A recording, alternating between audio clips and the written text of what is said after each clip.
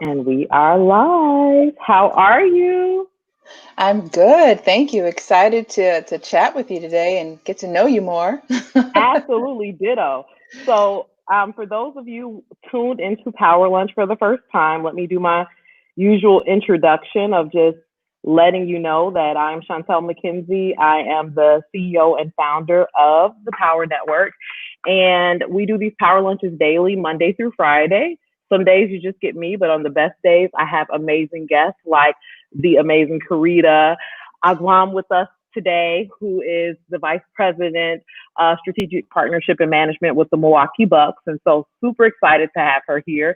And Kareeda and I we've gotten introduced through some mutual acquaintances, but we don't know each other personally. So this is an exciting conversation for me as I was researching you and who you are and your history and your of with Marquette and being an athlete and your dad. I was like, this is a great story. Oh my gosh.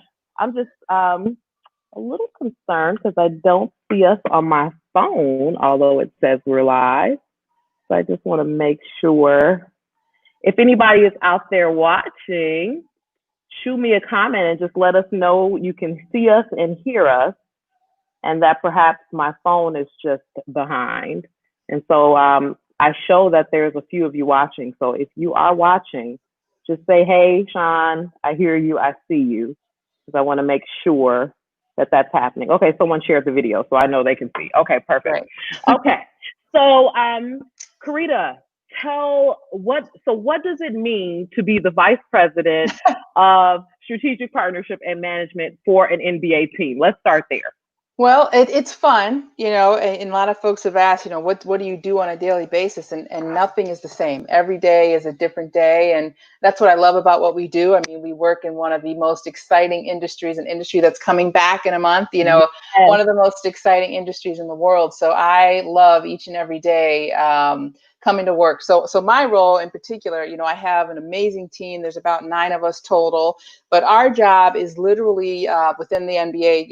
There's ticket side. There's also corporate sponsorship, and that's where we live. So Okay. essentially, what we do, kind of in layman's terms, is we have these big partnerships. So when you're watching a Bucks game, you see Pfizer, Miller Coors, Mhm. BMO Harris Bank, Mhm. just some of the partnerships that we work with. So we have a sales team that goes out and kind of learns about these different partners, and then they kind of bring those thoughts back. It's a discovery meeting they have. They bring it back to our team. Our team is, the activations, the one to kind of help come up with these platforms that these partners then purchase. So, we'll take a BMO Harris Bank, one of our largest bank partners, right? They have Mhm. different objectives that they want to meet as a company, and we develop customized programs to help amplify that brand and help those brands meet those objectives. So Mhm. every partnership is different. That's what makes every day different, right? Because we work Mhm. with, so many different partners. We have about 70 partners in our portfolio. And then our team really brings those partnerships to life. So that's from as soon as you sign a deal with the Bucks, you have a team that really surrounds you. There's members from my team. There's members from other departments within the organization. If you have assets that align with that. So if it's Mhm. everything from making sure you get the tickets you purchased. If there's Mhm. player appearances, larger platforms. If it's a pick and save and it's a retail promotion. So everything that you purchase within that deal, our team is the one that really manages those accounts. We become the day-to-day contact for all those accounts, and then we continue Mhm. to build those partnerships. Look, like Mhm. what many of you do, right? It's all about Mhm. building partnerships. So of course we want these strategic alliances with these different companies, but more than anything, that something that I stress to my team is the importance of developing great relationships with our partners and the people that we work with day to day. And I'm happy to say that all of our partnerships, I consider so many of them friends, but the great relationships that we build kind of set us apart from many other teams, in the market or in the NBA, that's something Mhm. that's so important to us. Yeah. I love how you describe that because I mean you're really encompassing strategic partnership, business development, and some sales in there. And Mm-hmm. as someone who spent 20 years in corporate sales and business development, I'm always trying to emphasize to people that the relationship building aspect of that is the most critical piece. For So I sure. love that that's your leadership philosophy and that's what you're sharing with your team because at the end of the day, that's what's going to provide the longevity and the long lasting partnerships that you've been able to develop. So, I was, of course, with everything happening with COVID, one of the big news stories was when the Lakers got the PPP. And, and for my husband and I, it was, and he's a banker. So it was like everybody, when they think Lakers, they think LeBron, they think players. But you being behind the scenes of an NBA team understand that there's a lot of people making, not very large earnings that are a part of these organizations.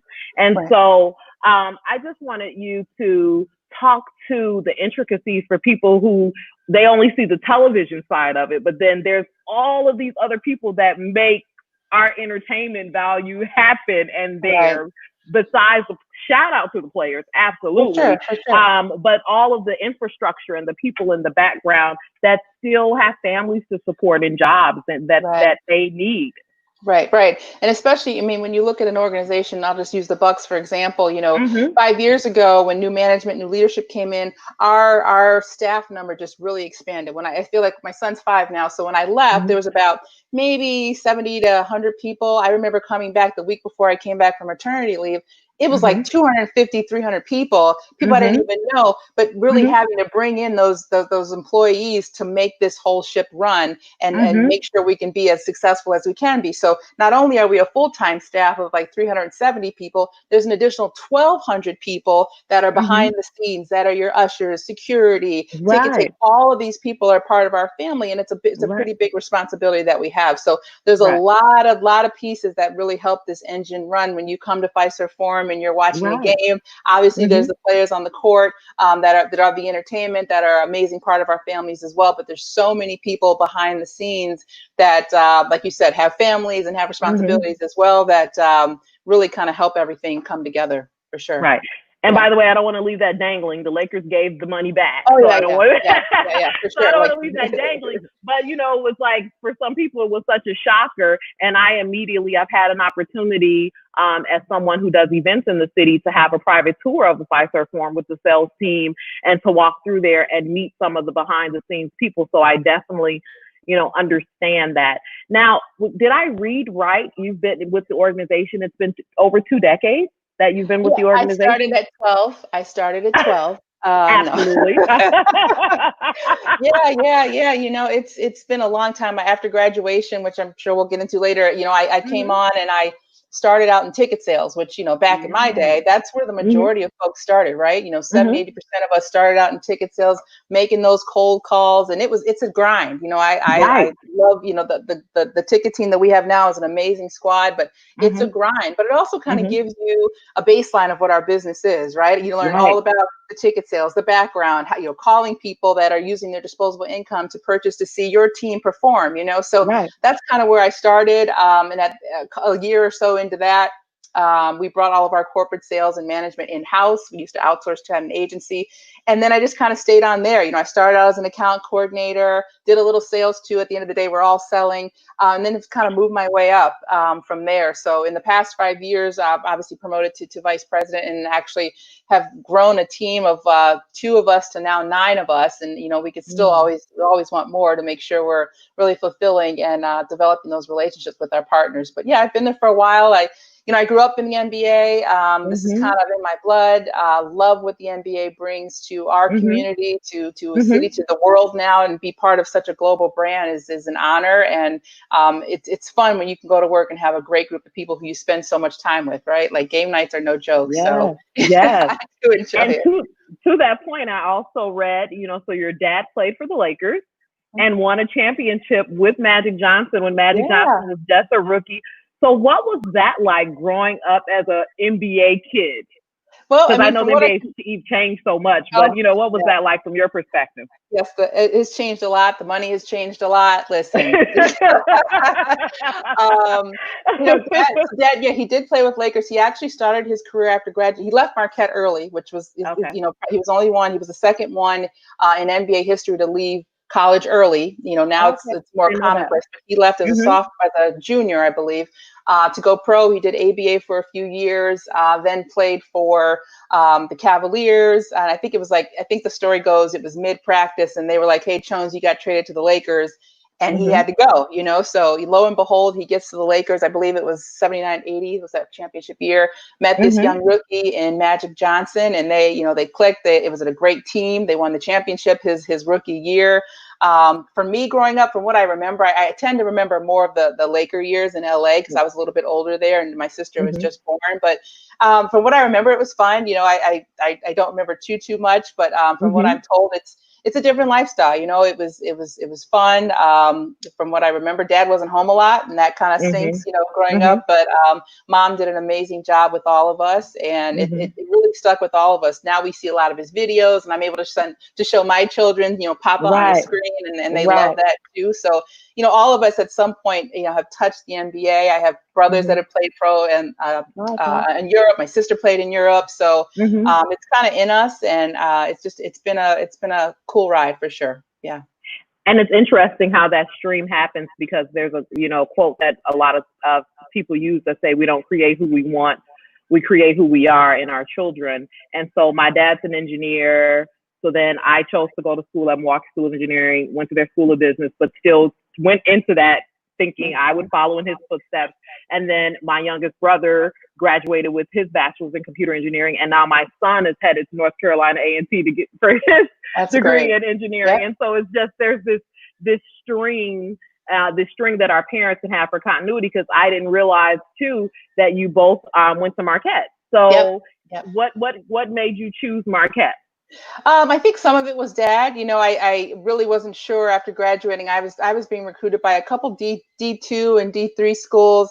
Illinois a little bit was looking at me, and you know, Dad, he's like, "Do you want to think about Marquette? Let's take a look." You know, we had a chance to meet the coach. Tony Miller at the time was a point guard there, who was a dear friend of all of ours too. Went on a visit and had a great visit with some of the teammates there, and that kind of launched my opportunity to Marquette. You know, I think I didn't play basketball very long. I was a volleyball player and still love volleyball. Like, that's my number one.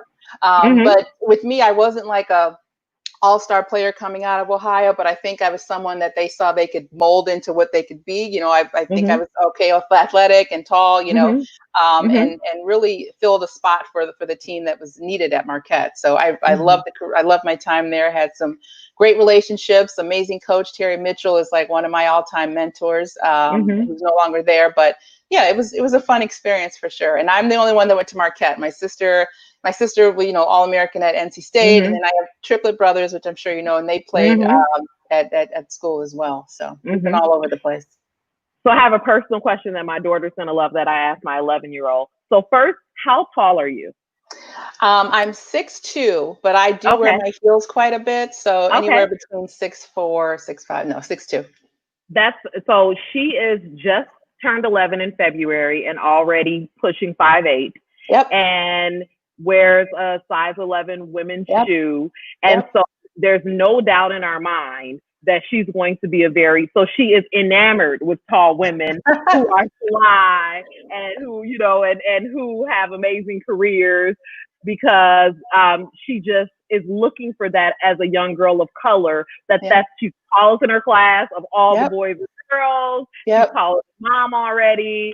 And so what would you say to young ladies like my daughter who have yet to see the athleticism, or perhaps, I mean, she plays Milwaukee Symphony Orchestra and does some other things. She's not even sure if she wants to be an athlete. And, you know, we're like, well, you can't coach height, kids. So, you know, you may think about it. But what encouragement do you have for young ladies who feel in her space? Yeah, for sure. Well, for one, wear the heels. Everyone used to tell my sister and I, you know, oh, you guys are so tall. You don't need to be, you should, those are cute flats. Now, I do love my cute flats, but I'm going to wear my heels too. But anyway, whatever her heart, whatever her passion is what she should follow. For us, we're athletic. We saw what Dad did. That's something we wanted to try. I didn't love basketball. Like, people know that. Like, I played it. It was a means to an end. I loved my time at Marquette. I really enjoyed that. But volleyball was kind of my sport. But I'm a cellist also, right? So tell your daughter. I saw that, and she is too. She is too. I gotta meet her. Yes, you do. You and Gabrielle will love each other. Yes, we live 2 blocks from the Fiserv Forum. Oh, well, for sure. Yes, I'm gonna get back down there. Yeah, for sure. So yeah, I think confidence is a lot. I think at a younger age, for me, I didn't have the confidence that I have since developed. And for me, it took a long time, probably until college. But I think Mm-hmm. the important thing is for her to have such a great support system, like I know you and your husband are, and your other Mm-hmm. family and friends. Mm-hmm. That's what's so important in our young women, to make sure Mm-hmm. we're giving them positive affirmations. I have a daughter too who's Mm-hmm. 8 years old downstairs. They're being virtually babysitted right now, by the way. So Right, shout out to right. my I love sister. it. Thank you. Right. Shout out to sister. We appreciate Kayla. you. But what's so important is for her to be confident in herself, and I think that really starts at home. That it starts from mom and dad, family and friends, making sure she has positive people around her. That's something that I think is so important for our young women. And then just trying everything, right? Of course, I want my daughter to play ball, volleyball, but Mm-hmm. my son likes soccer, and Mm-hmm. Avery likes to dance, so maybe that's her Mm-hmm. thing. Whatever their Mm-hmm. thing is, let them try. Be Right. supportive of them, and Right. just kind of give them any type of support they need to kind of figure out. They'll figure it out at some point, what that means for them, Absolutely. what she really Mm-hmm. wants to do. But just being supportive and surrounding Mm-hmm. her with supportive and good people. I appreciate that. And I think mine was on, and she said she wants her daughter to meet you too. You're super tall in comparison to her, but she's like, she's like, and then she said, yes, the confidence in our young women. And I couldn't agree more. So let's backtrack to what you said, because so were you done and already had graduated from Marquette when you started in ticket sales with the Bucks? Yes, yes. So Okay. I think sometimes at the time Bucks were doing internships, which we still kind of do. I Mm-hmm. got accepted for an internship my junior year, but because of my basketball schedule, it couldn't align for me that summer, so it didn't work. Mm-hmm. But then following Marquette, yeah, I applied. I stayed at Marquette for a year. I did some sports marketing for women's athletics, a bunch of Mm-hmm. odds and end opportunities. But then they had the summer sales kids coming in for Bucks in '99, I think. Mm-hmm. And then I jumped on and had the opportunity and started from there. Yeah. That's great. And what do you say that you did? I have a similar career trajectory at AT&T, where I came in while I was still at MSOE on the phones, B2B sales. It's Very, tough.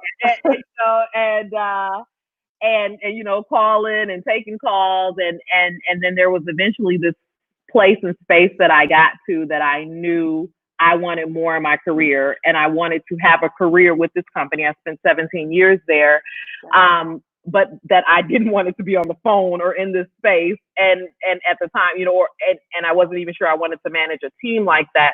And so I had to do some things to make myself stand out. And so what would you say was like that turning point for you and allowed you to stand out, that put you on the trajectory that you ended up on? Yeah, I think it goes back to relationships, right? I mean, Mm-hmm. coming into work, working hard, showing your Mm-hmm. worth there, but also developing those relationships, right? Like being able to walk into Mm-hmm. someone's office you might know and say, "Hey, can I just shadow you for a minute? Can we just Right. talk? Can I go get coffee?" I mean, that's Right. something that I tell a lot of young people that I interact with now. Some of the people on the sales team have asked, "Hey, just for coffee, just to find out, not necessarily asking for a job, just so you Mm-hmm. know who I am, because there's so many Mm-hmm. people. How am I going to set myself apart? So can we sit Mm-hmm. down and chat? Let me find out what was your road to success. Mm-hmm. What do Mm-hmm. I need to do to probably be where you are now?" So Right. I think Right. having a lot of those different conversations is what helped me. Willing to try anything. If they need extra help here, hey, let me get in there. Let me try that. Mm-hmm. Hey, I need someone to go run this errand. Hey, let me try and do that. It might Mm-hmm. seem menial at the time, but you never know who's watching you. You never know who's really an advocate for you. So I think it's really Right. important to kind of speak up and don't be afraid to ask for what you want. Right. And talk about, because what you talk, that's so important and so relevant still. And so talk about how that makes you feel as a leader, because I know how I feel when a young person has the confidence to walk in and say, hey, can I get some time on your calendar? Because this is where I want to learn and glean from you. I want, because there's this misnomer that leaders are not interested in mentoring or providing opportunity. And it's really just, you're confusing it with the busy. Like if you just go through the appropriate steps, scheduling it, it's fine. I can't drop everything right now. Right. But talk to the young ladies out there younger than us that feel like I can't find a mentor. I can't, because the approach. That's the critical piece. It really is. And you're exactly right. Mm-hmm. A lot of times timing is tough. I'll tell people, hey, my calendar's up to date. And they're like, yeah, about that. There's no time left. But I do think, going out to someone and just saying, hey, I want you to mention me without really getting to know the person is a tough Right. deal. Right. So for Right. me, if I'm talking to my younger self, it's maybe just getting to know someone first. Because just because someone you might think is successful, you don't know enough about them, about their road to success, to make sure to see if it jives and makes sense for you. So I think sort of maybe having just one mentor, why not, broaden your horizon and have coffee or have a chat. Hey, I just need 10 minutes of your time. Just tell me your story, just to hear people. Maybe you need to do that with 20 different people before you decide who that one person will be or not. I think my coach was my mentor, but besides that, and what our parents, of course, my parents say, well, the number one, they're the ultimate mentors for all of us. But besides my coach, I really just met a lot of people, took a little tidbits from a lot of other people, and kind of developed who I wanted Kareeda to be. So for me, there wasn't like one main mentor that I met with monthly, and this is what I did. I kind of broadened, broadened my horizons, just talked to a much different people, and then kind of made it what it was for me. That's critical. Something else that you said that I don't want to get missed is you said kind of jumping in and helping and saying, I'll try that. Because a lot of times mentorship can grow organically when all of a sudden I notice when I show up, you show up, and you show up being of help. And we have that organic time to interact with one another that I can see you be great. Then it's oh, you got the stuff. Right, for sure, for sure. Yeah, even when, there's ladies I'm thinking of now that are within our organization that just want to, be present and be there to help out. Hey, we have a volunteer opportunity. I'm just going to jump in. Because like I said, you never know who's watching you. I've learned that, right? And then there's many of the young people that we work with now that they never know where Kareeda saw them in the corner of their eye interacting with a random partner or doing, some other additional work. Like you just never know. You don't know what kind of impression that's going to have for you or what impact that person's going to have on your career in the future. Right. And Minza said she definitely agrees with mentorship, but then we need to, but then we need to make sure we also have sponsors for when sponsorship is needed. I couldn't agree more. So talk about sponsorship in your life and how has that affected your career path? Yeah, for sure. I think, it's definitely having, because you've had those conversations and people that can speak up for you. There have been times when, management would say, hey, tell me about Kareeda. I don't really always know and you don't always know who those sponsors are, but it always comes back around at some point that someone has spoken on your behalf. So, I mean, that actually happened when new ownership and everything came in. I was hearing all these stories of, hey, Kareeda said, we're told you're the one we need to meet and get to know. Let's talk. And it's like, who is saying this for me? And I never to this day don't know who it was. It was obviously some sponsor that was out there that had seen and I'd made an impression on that was willing to speak on my behalf. So whoever's out there, I thank you, it's worked out. But I think that's so important. And I always keep that in the back of my mind as I meet, young men and women that want to just get to know me, pick my brain. And I watch them, in their career path. Always having that positive interaction is really something that'll help you down the line. I agree. And, and in a similar fashion, some of the young people I interact with, they'll tease, like, even if I'm in a t-shirt and jeans, it's always got a little finesse with it because you don't ever know who's watching or who you'll bump into. And so professionalism is so key because in order to get the sponsorship when you're not in the room or to get, the advocacy or the person to give you that's one to watch. They need to see, I know I need to see that I can trust that if I recommend you, that you're going to be a good showing for that recommendation. Don't mess up my recommendation. Like, don't mess up my recommendation. Exactly. When it's time to show up, you better show up. Yeah. Right. And so that's so critical. And so you leave ticket sales, and then what happens at the Bucks? Yep. So I moved into, this is the corporate world where I am right now. So starting off just kind of being the day-to-day, taking ticket orders for our partners, meeting partners on game night, that kind of thing. And then gradually, as we grew that department, that's a pretty big revenue stream for an MBA team. And as we brought in more partners, we had to grow the team. So now we have, not like I said, 9 people, 4 different managers, and they each kind of have a senior coordinator that works with them. We have another coordinator that helps the glue of our department. So everyone all kind of has their own roles now, but to start so small where we were, I don't know how we did what I did back in the day with like 1 or 2 people to what we do now, we've grown it to, but the business has changed too. Like, what we do for our business is just so different than what we did, say 20 years ago. So, yeah. So amongst the MBA, because I mean, most of us have no visibility into the infrastructure and leadership staff of the MBA besides, who we see on television speaking. What does it look like for women within your industry and women of color? Yeah. Are you, Go ahead. No, go ahead. no, that's it. That's the question. Yeah, Mm-hmm. no, I think it's still growing. I mean, women in the NBA, I'd say in my role, there's a lot of women on the fulfillment and activation side. I'd say the majority of the NBA, of the 30 teams, I'd say there's probably about 20 or so, 20, 25 women in this role. But the NBA, you know, I have to give a lot of credit to Adam Silver and the rest of the NBA because they do such a great job of, I'm sorry, that's you're fine. they do such a great job of trying to of being so innovative, and they understand the importance of diversity of color, diversity of women, and they really try to push that and have that permeate throughout all of their NBA teams. And I'd say for sure the Bucks have done the same thing.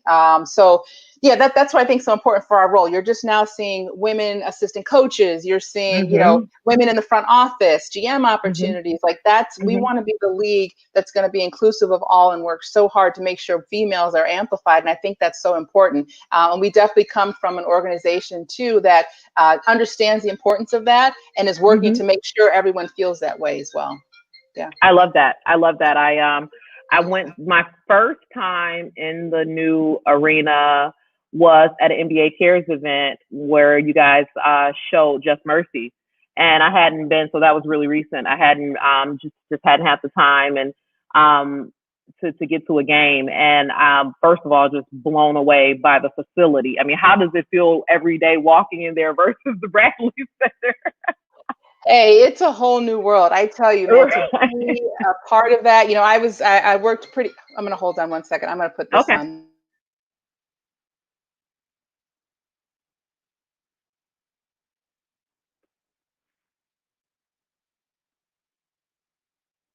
Bear with us. We're not having sound issues. She's just it's switching totally up. me. No, it's just somebody posted. I just wanted them to know. Yeah. All right. So yeah, it was amazing to be a part of that. You know, my role. So in addition to our partnerships, my role with the new owner, the new build was really working with our clients to make sure they were successfully integrated into Fiserv forms. So the Miller Coors bars, the Lining Kugel bar, the Jack Daniels bar, those are all corporate partners that our team worked kind of hand in hand with the construction team and the owners rep to really develop those spaces. So to know that like you see this building and you have played such an integral part of the growth of that was amazing. But yeah, what the amenities, the size alone of Fiserv is so amazing. God.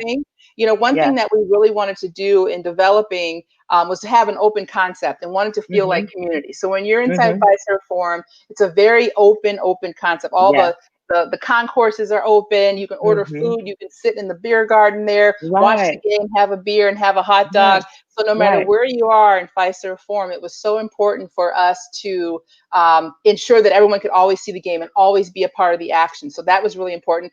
And then we also wanted to have a feel of community and Milwaukee's own. So we really worked hard to bring in accents of Milwaukee, whether it's Clement's sausage right down the street, Sobelman's burgers, you know, Miller Coors, obviously for who they are. Dan from my plant-based husband. He's so excited. We have to walk all the way to the top so he can get his tofu and his cauliflower. That's good. That's what we want. We have something for everybody. I mean, the only national brand you're going to see is Chick-fil-A, but listen, it's Chick-fil-A, you know. That was really important too. We just wanted to make sure people had that feeling of truly and authentically Milwaukee. And I think we've achieved that, you know, for sure. I mean, it's just a beautiful building, and I'm just so honored and humbled to be a part of it for sure. And what it's brought to the city and the region for that matter.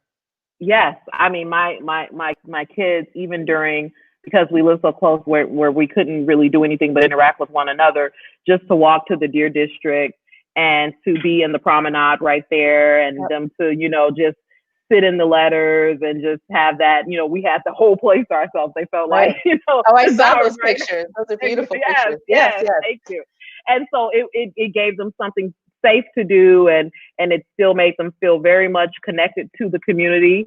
And so I love it. I'm proud of it. And as someone who lives in Milwaukee, I just kudos to the entire organization, because it has really set the stage for our city to do some amazing things. And, you know, that happened. And then, of course, even this past weekend with Giannis, being out with the protest and just showing the importance of that and how engaged the team is. And, I was sharing with my husband, him being an immigrant, and, he didn't have to decide that this was his thing to be a voice and a face of. So that really impacted me in a great way. And I was very proud of that young man for doing that.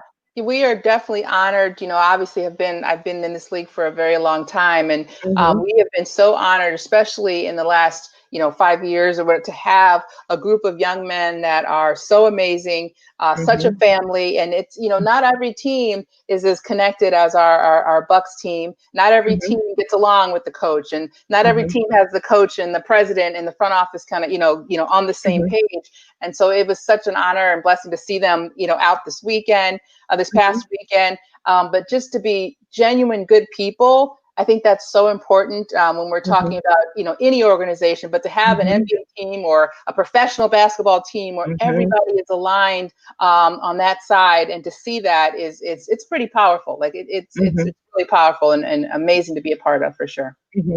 And I think it's there's a thought around the city, and I've been engaged in a lot of these conversations as of late of, where's our sense of pride as people of color in Milwaukee, and where do we show up in the landscape of what's happening downtown. I think our Bucks team and you as a leader, these are areas of pride for us as people of color, that we can stand up and remember it's for us too. Right. Because a lot of it's like, what's for us? Well, that's for us too.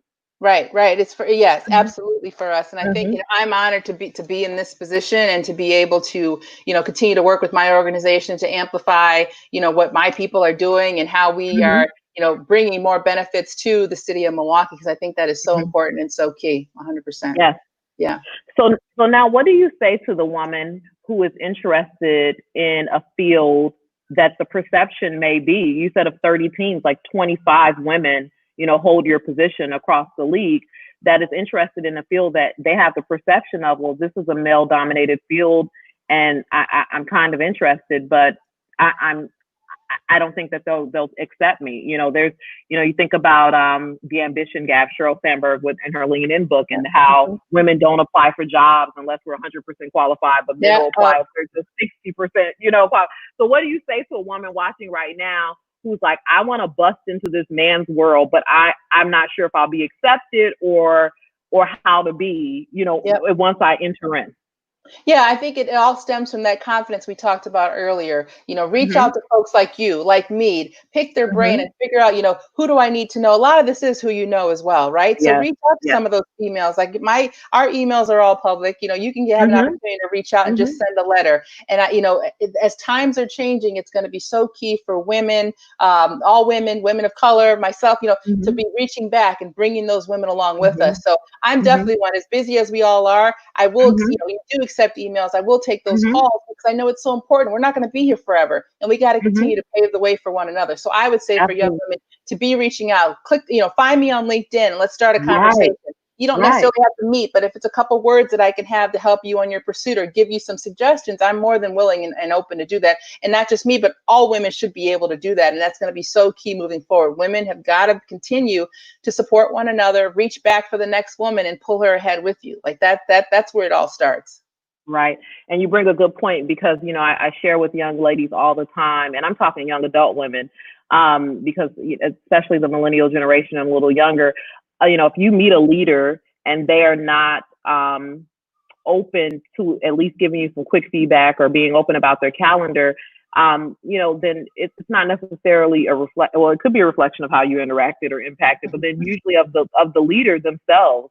And, and perhaps the space they're in. I mean, there's spaces that we can all get into. You have children, I have children. Something could be happening personal. So don't take it personal. But then also keep trying as well.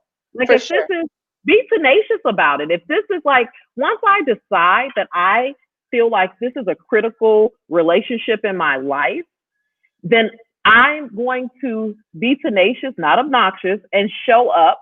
Yeah. And that's the other thing too, show up in, if you hear Kareeda speaking somewhere, show up in the room, and to your point, have the confidence to walk up to you after and just say, I've been admiring you on LinkedIn. I read your story. do some research and have that talk track ready where you catch me. And even if somebody else walks up that I know and I hug and I'm like, hey, then I'm like, well, back to you, the young lady, because, I don't want to lose this moment with you. 100%. And you said it, you hit it right on the head. In my opinion, a true leader is someone helped you get there. Someone helped me get there. Absolutely. So a Absolutely. true leader has got to have that quality and be able to take the time, a 5-second, a 10-second interaction, an exchange of cards, an exchange of, social handles or whatever. I just think that's so key. But you definitely have to have the first step, right? Like the leader's got to do their part, but you've also got to do your part. You've got to have the confidence to step up, because if you don't do it for yourself, no one else will if they don't know. Yeah, one thing I think is so key, a lot of times women don't necessarily ask for what they want. You said the Sandberg example, but I also read a book by Mika Brzezinowicz, Know Your Worth. And one of the questions is, men will definitely, go into the boss and say, hey, this is what I need. And if I don't get it, I'm leaving. Or we're more like, oh, Chantel, hey, sorry to bother you. You got to say that the days of those are over, walking into a room with confidence and your research and being able to talk and tell your story is so important. So seeing me speak somewhere or seeing you speak somewhere and just going up and saying hi quickly, give me your name and information. I might not remember the name, but maybe we can exchange some emails and I'll see you again. Like, you got to have those opportunities and the confidence to step in those circles to eventually end in those circles. Right.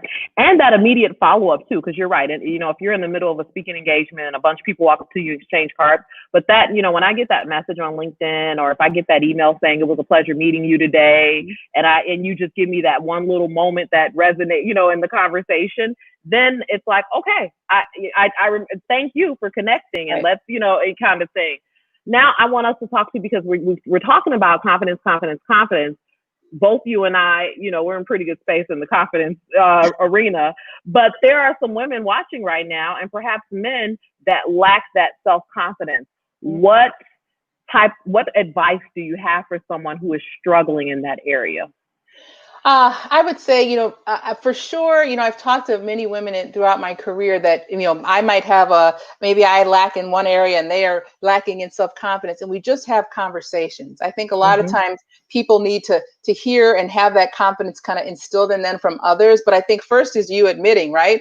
Hey, Chantel, I'm just not feeling confident of myself. Can you just talk to me about what I need to do or what you've done to really help help build your confidence? So a lot of it's reading, a lot of it's reading, learning your craft. For me, I always tell my team, male and female, to develop these mental libraries. So that means in our field, learning all you can about the industry, learning about all of our partners, learning about their business, learning, intelligence and learning about all that you can. That kind of helps your confidence as well. That gets you in those rooms, that gets you in those conversations, reading about the news, learning about the news, like learning about worldly events. Like the more confidence and the more knowledge you can have in yourself, that is what's helped me on my confidence, for sure. I agree. And so to sum it up, what she said is know your stuff.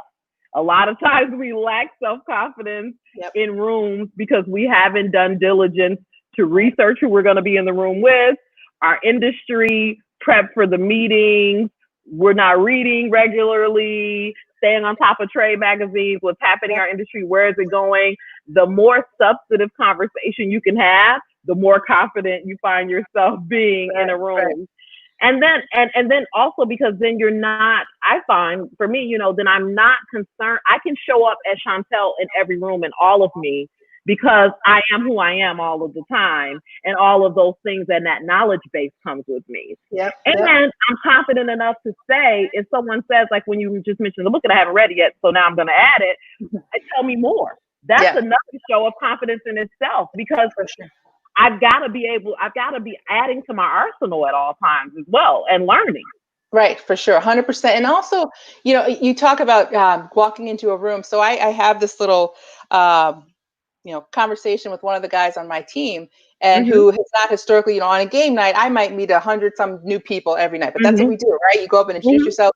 So we've talked together about every night he's going to go and meet, 2 or 3 new people. And it was just something that we put on together. And literally, game after game, before everything kind of ended for a while, I was seeing the confidence developed in this individual. And that's so key. So like, maybe Chantal, I don't have the best confidence. Let's work on something. What can I work on? Something small, that can Right. help build my confidence and my ability to kind of command a room. So just little things like that too are very helpful. Just kind of test yourself. You know what? There's a room of 20 people, man. I don't know anybody, but you know what? I'm gonna walk in there. I'm gonna introduce myself. You know, have a couple lines of what you say, of who you are, questions to ask them, like you said, and just kind of, you know, test yourself. Right. I had a conversation with Jen Dirks yesterday from Tempo, and one of the things, yay. And you need to join. You guys, I love you. I appreciate you. But I was telling her, I come to a lot of Tempo events, and I make a point of I know a lot of the women in the room, of course, but I make a point of sitting at a table where I don't know a majority of the women, because it's an opportunity to get to know some new women better. And it is human nature, and it's comfortable to be with our pack. Right. But then how am I ever going if the point is to network, and networking is about building relationships, which you have, reiterated the importance of that throughout this conversation. And relationships are the new currency. Like, that is the most important currency that you can have, is like, who can you pick up the phone and call? Who can you have a meeting with? Who can you call for advice and to talk about this next thing? Who can get you the meeting? That's the sponsorship piece that Mindful makes it. And so it's like, if you never step out of your comfort zone and you're always with your crew, how will you have the opportunity? One of the things I love about the MBA is the music, the DJs, so because the hip hop is all infiltrated through, and I graduated from high school in the 90s. And so, it's like, there's a rap song that says no new friends. And it's like, no, I need new friends.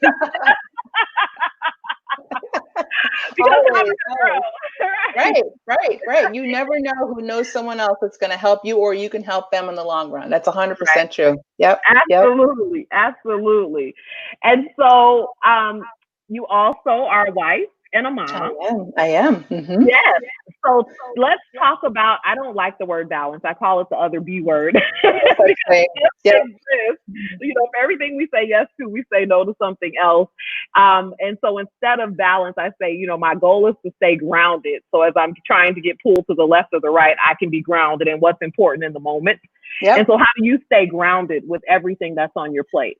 Yep, exactly. And I got to give a shout out to my husband, Ryan. Love you. Hey, Ryan. so no, it's never a balance. There's no such thing, like you said. Mm-hmm. But what I do say is being present, right? Mm-hmm. I am present where I am.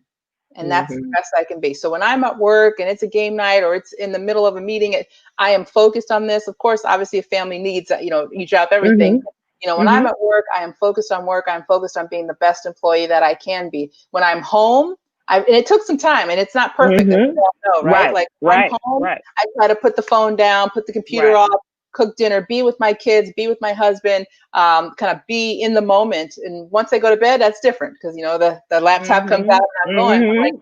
I've really tried to work hard to be present where I can. I'm not perfect at it. I definitely, my husband like, not nearly where you need to be yet, but you do what you can, because that you're trying to work balance. It's just too hard to really stress yourself. We think about that with COVID, everybody being home. The first few weeks, like many women, I was at home. My husband works outside of the home, but I was trying to be a teacher too, right? Like so many of us. My kids and are a lunch lady, and a lunch lady, and a wanderer, and a maid, all that. So the first few weeks, I'm stressing about making sure that I can put Avery, getting her set up for school, while Carter had to do this, but he's learning to read at 5, and it's like, oh my gosh, mommy's schedule is 8:30 to 5:30. In that first few weeks, I was like, I can't handle this. But then I was like, you know what? This is not the balance that's going to work for me, right? So I'm going to have my meetings, and at 5:30, 6:30 after dinner, let's do some classwork. So an hour before classwork, we would do that. On Saturday and Sundays, we'd work a few hours and catch up. But Monday through Friday, when mommy was busy, they could be downstairs. They could do it. So that's where you had to kind of figure out what works for you. There's no real balance. Right. And that's so great. I love that, because I think you probably just freed some women, because there's this traditionalism that plagues us as women, that we think we have to do it the way everyone's doing it, and we have to do, and there's this peer pressure on us to do things a certain way. I had to make a decision of, these are my office hours, and the weekend does not include them unless there's an event or something, extraordinary or pre-planned. But I'm not going to just be on my computer catching up on admin and things like that and taking away from family time because I have such few times, between kids' extracurriculars and husband working and this and that. And so I had to start setting up some healthy boundaries for myself, knowing that I'm an ambitious woman who has a tendency to work a lot. And that's just how I am. And so I love that you said that you figured out what works for you so you could manage all of the different hats that you're wearing and that it's not perfect. That's the other thing too. So many women have this expectation of perfection, and we're over apologizing and beating ourselves up. I was one of them at a certain point because I have such high expectations of myself. And so when I would miss it, I would be like, I missed it. And shout out to my husband, Wesley. He would be like, okay, you missed it. Let's move on. Like, okay, kind of thing. Like, how many times you got to say it? And it's like, but I don't want to miss it, And so just that honesty with self of like, this is what I can do. Yep. And I've done all I can do today. Yeah, and that's okay. all you can do. And that's it. I try my best and luckily have leadership that understands that we all have children and there's things that have to happen and I want to be at everything for my children. But, if for some reason mommy can't be there late because she's got to work a game, I also take solace in knowing that my kids know mommy's working so that, we can have what we have. And, I want to be like mommy when I grow up, that helps me as well. So, one thing, it kind of, the whole conversation of trying to balance and figure out what works for me came into play when someone asked me, years ago, hey, what do you do for yourself for fun? And I was like, oh, I get my nails done, although I haven't for a while. I don't know. You don't know that. But even that becomes work to me. That because it became part of the brand. It's like that's work too. For sure. So I think that's when I realized, okay, take a step back. When you're with family, like figure out taking vacation. I hardly ever take vacation, but now I'm starting to realize that's important to just decompress and hang out with my kids and my husband and like just enjoy life because life is short, right? And work is amazing and I love what I do and we all love what we do. But your family is there that you gotta put them first, and family will always come first. So I feel like COVID did that for me. We hadn't been on vacation. We went to Disney last February, and we'll take some quick jaunts like to Chicago with my family being there. But I hadn't really planned a real vacation because of work. And it was, I'm building this brand. I've got this new business. I left corporate America. I'm a full-time entrepreneur. Like, how dare I take vacation, in the midst of this momentum? Because what if I lose a day, or what if I lose, But that moment of refresh. Because if I'm working on fumes and I'm not taking that self-care moment, which I'm still working on it. I'm not as bad as I used to be. But then to me, I'm not giving my best self.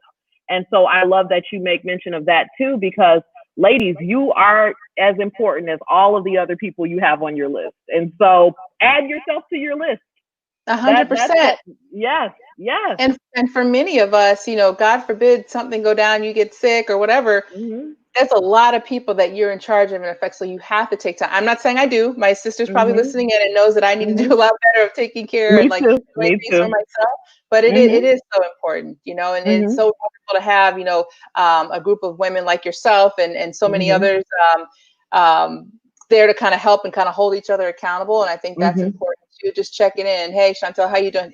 Have you taken that time? Have you gone to the spa? Let's go to the Fister. Let's go to the Rose Spa, So one of my girlfriends from Boston, she has a challenge for me right now based on her watching one of my other Power Talks. And I mentioned taking blood pressure medicine. And so now every day she texts me, because we both got Apple Watches, of all you got to do is cut the workout on. It'll tell me if you did for 30 minutes. And so, and there were a couple of days last week that I had some client expectations that I missed, and she texted me like, what happened? And just that, having those people in your life, and she has a busy she's in leadership. She's like, hey, I'm busy too. I only need 30 minutes out of you. That's all I ask for you to get your heart rate up. And I appreciate the accountability, and I need it because I will sit at this desk for so long that I feel like my body forms to the chair, and I'm falling asleep at it, but trying to get things done. Well, that's an amazing support system, and it's the same way with my sister who now lives in Boston. It's the same way we with need me. to connect them. My girlfriend just moved there from Milwaukee, so she would love that. Ayla moved there last Sunday. We'll connect for sure. Yeah, Oh yeah. yes. But she really got me back on my workout kick. So worked out in college, all that. But after my kids, I was just kind of in a state of just work and slushy, and it just wasn't right. But she was staying with us up until last Sunday, and as our downstairs is now transformed to an elliptical, and like every day at 6 for me. I get up and I have about 3.5 hours of just Kareeda time. So for me, That's during nice. hiatus, that has been amazing. I mean, I'll come up and clean the house, open the windows, but have a great workout. And that's something I'm doing for me. And then I'm mentally ready to start the day with work and with the kids, because, you're juggling both. Yeah. I love that. I love that. 3 hours, huh? Look, yeah, let me think better. Yes.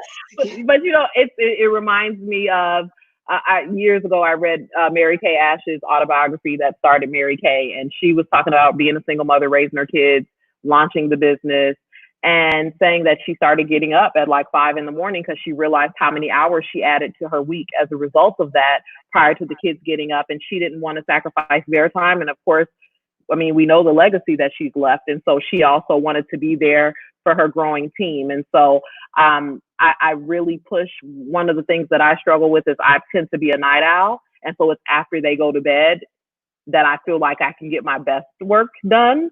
And I'm trying to make a shift in that. And, and then it goes back to all the articles you read say, well, the most successful people get up, at the crack of dawn. And I'm like, well, I'm up at the crack of dawn. I just didn't go to sleep.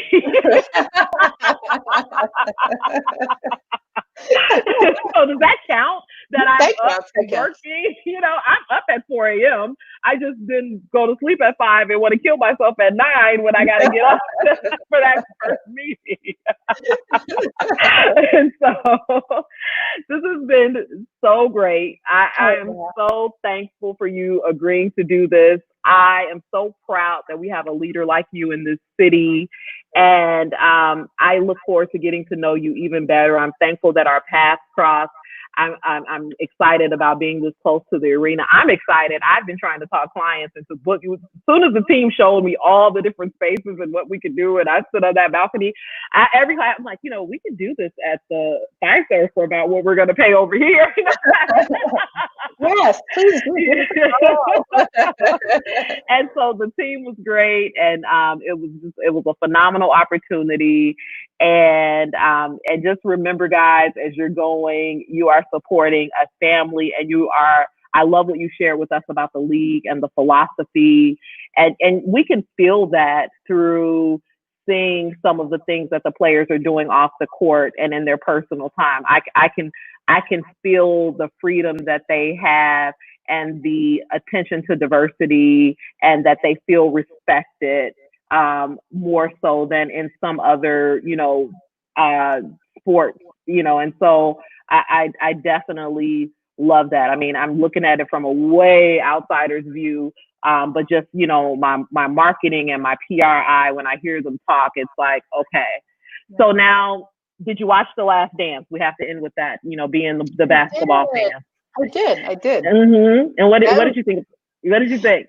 I think I'm always Michael Jordan. I love LeBron too, but like Michael's my guy, and we have a connection. Michael used to come up to Wisconsin when my dad was at after he graduated, and obviously we were all born. He used to run camps in Racine. My dad's from Racine, and Michael would speed up 94 and his Corvette and work my dad's camp. So we've known Michael forever. So just to kind of see all the behind the scenes was really pretty cool, and a lot of the stories, and like he ran that team, man. It was it, but you know what? People showed up and they showed out for him. You know what I mean? Right. So, right. No, I definitely enjoyed it. And it was interesting to see like kind of all the commentary that's happened after, how some people, how they feel about him now and things like that. Yeah. So it was interesting. But we'd heard some of the stories about he was definitely a hard teammate, but someone that always was going to show up, right? Like he's going to make you work hard, but he's going to work 10 times harder. So, but one thing I did hear, so we were also close with Ron Harper, who was one of his starters. I was actually Ron's first babysitter back in Cleveland because he's from Cleveland.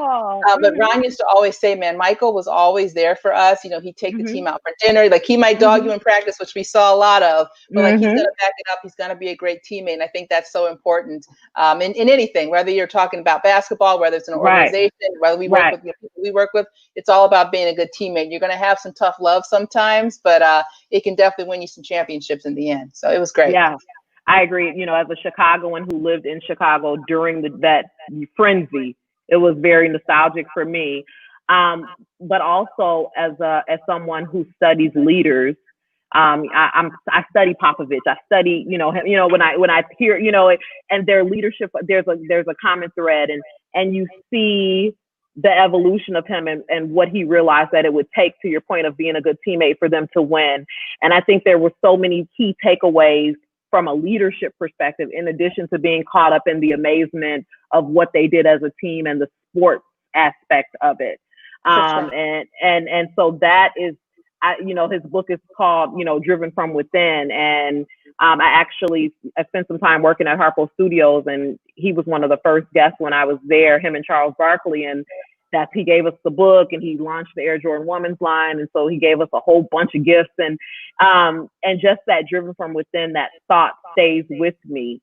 That is what a leader has, that there is something. And to your point, he's not just riding you, but he's outworking you to get you to step up and meet him there. And that is what all of us as leaders, you don't want to look back as the leader and you're like, do this, you're dictating, but then you're not working. Your feet are kicked up. Yep. He was absolutely one. You want a leader that's going to be able to roll their sleeves up and do exactly what they're asking you to do. And that's because they've been there and they continue to be there. So yeah, that's it. Right.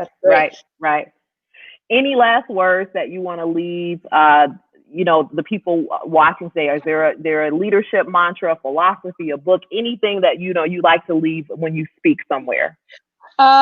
I think, well, first of all, I just want to thank you too. Like, it's been great getting to know you. And I think, you know, for all those folks listening in, I think, you know, leadership, it comes from within, but I also think, you know, one thing I always talk about is being at peace with yourself. It's something that I learned from one of the mentees I talk about with my coach, Terry Mitchell. Always be at peace with yourself, and always surround yourself with good people. Life is too short to be surrounded by people that are negative, not confident in themselves, want to bring you down. So I always end up in my talks with just always surrounding yourself with the best people, because those are people that are going to raise you up. And that's kind of what I live by. So that's it. Nice.